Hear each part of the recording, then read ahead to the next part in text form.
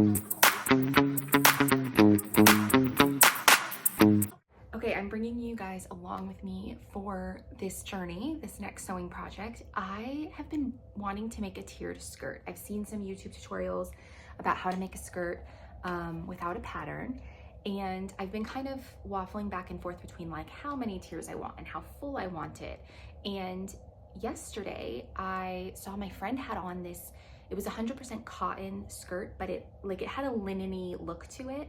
And it only had 2 tiers. It was like probably right in the middle, like the second tier started right in the middle, and it wasn't super full. It was slim, it was sleek, it was cute, it was just simple, and I liked it. I liked that it wasn't super full because I like to wear it. I don't know, I like to wear my skirts with like kind of cropped tops, like my high-waisted skirt with a top that's kind of cropped and flowy. And I feel like if the skirt is too full, it doesn't look as good with that kind of top.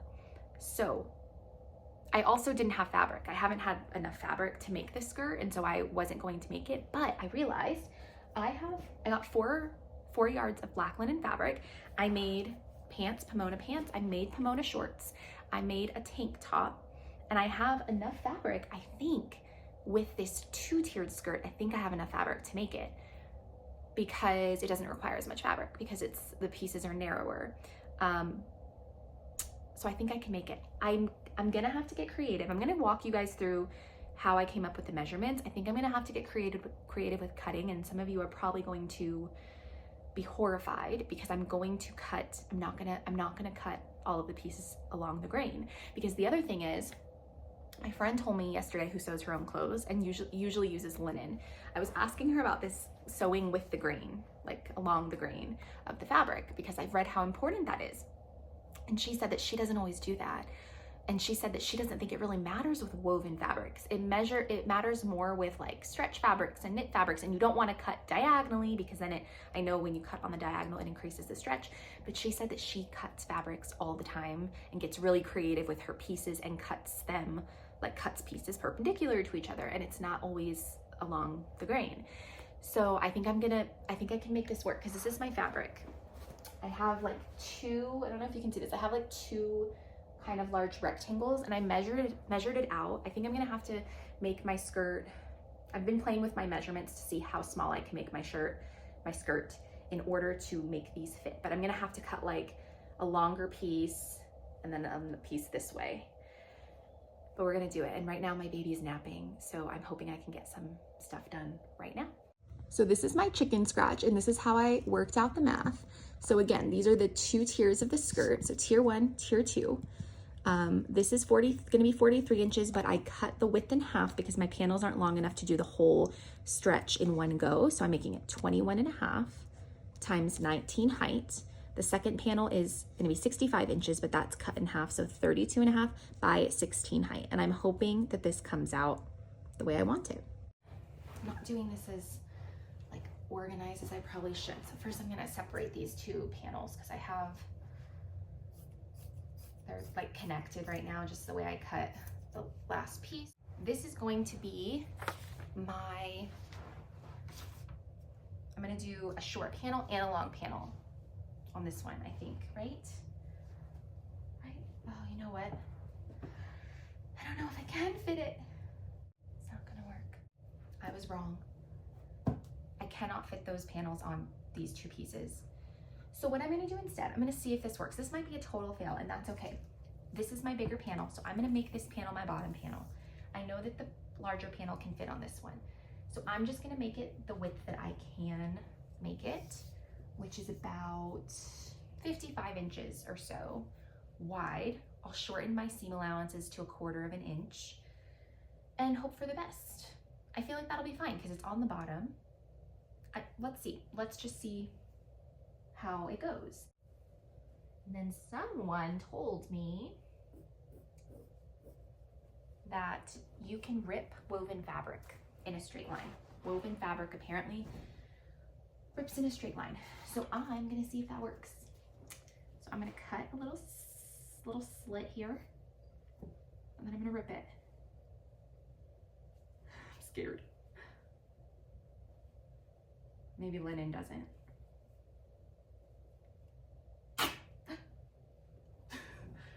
that straight? It looks pretty straight. Let's keep going. Is that straight? Let me make sure that's ripping straight. So what did I say, 18 inches? It's pretty straight.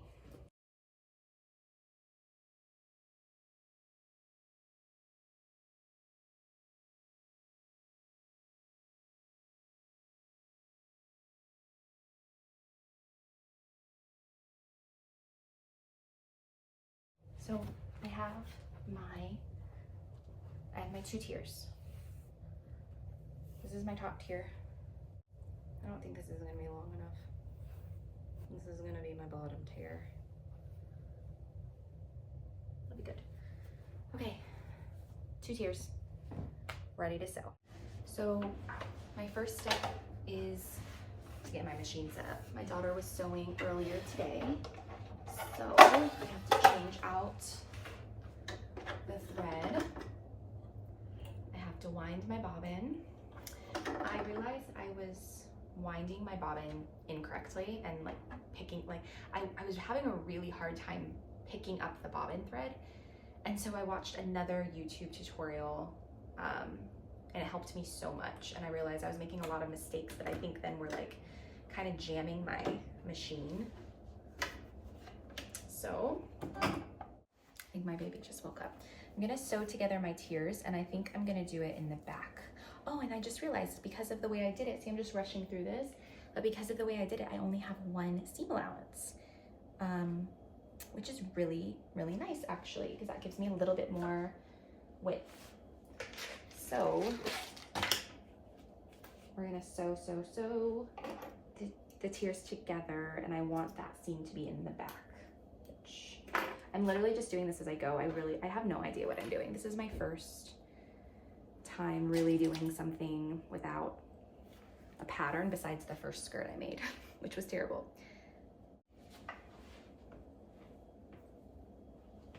And now we're gonna sew. Ready, ready, ready.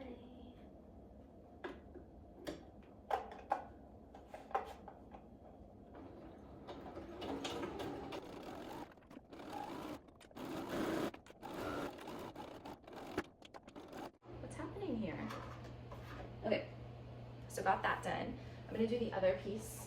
So that was my bottom tier, I think, in this. Yeah, this is my top tier. And then I'm going to finish them with pinking shears. That has been my preferred way to finish now. That has been my preferred way to finish seams, because I don't have a serger and I don't want to invest in a serger at this point in my sewing journey.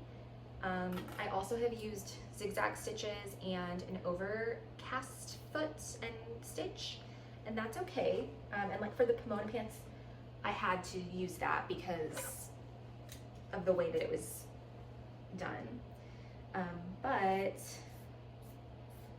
when it's not sewn like a special way that doesn't that, you know, I couldn't use it because it couldn't be trimmed. So that's what I'm trying to say here. I cannot multitask and talk at the same time. So, but for things that can be trimmed, I'm really liking the pinking shears. My children are having quiet time right now.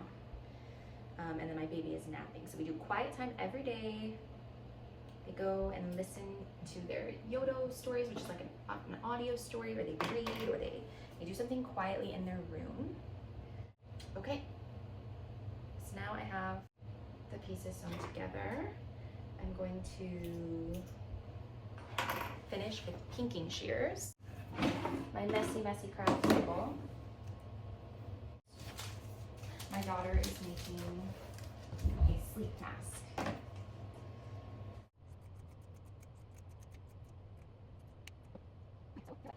Here's what a pinking shear finish looks like. What I'm going to do is I'm going to go ahead and do my elastic waistband on the top tier first. So I'm going to make a casing, and my elastic is 2 inches. So I am going to, from the wrong side, fold and press over a little bit, about 1/4 of an inch. This is really handy. This is a hot tape, I think it's called, for doing hems, because you can actually measure or do that. You can measure and do the iron right over it. And so pressing a small, like 1/4 of an inch or so seam first.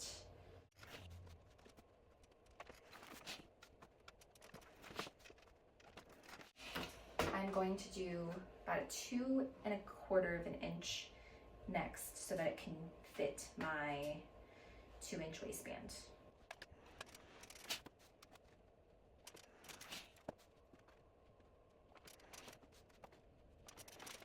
I like to start my stitch, my seam, along the back, whatever seams, either the side seam or the back seam where there's already some bulk, like right by there, because I find that I'm still a little bit sloppy with my start and finish and like my back stitches, so.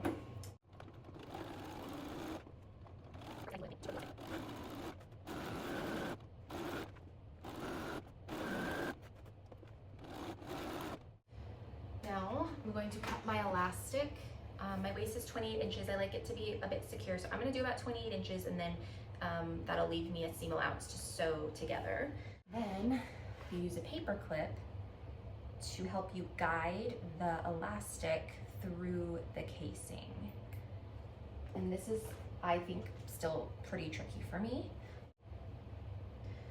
But this helps you to not lose the elastic in the waistband. You just kind of push and pull on the safety pin.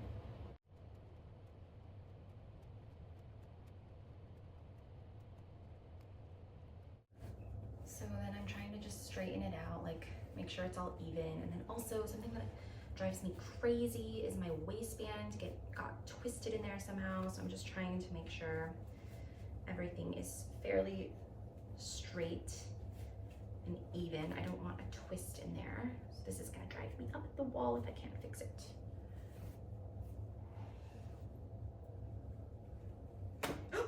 No, I did that last time too. Now I'm going to sew the ends together. And then I'll do a little bit more to make sure all of the waistband is even. Trying to make sure it's all straight and the gathers or the ruching or whatever it's called, the pleats, are all kind of evenly distributed.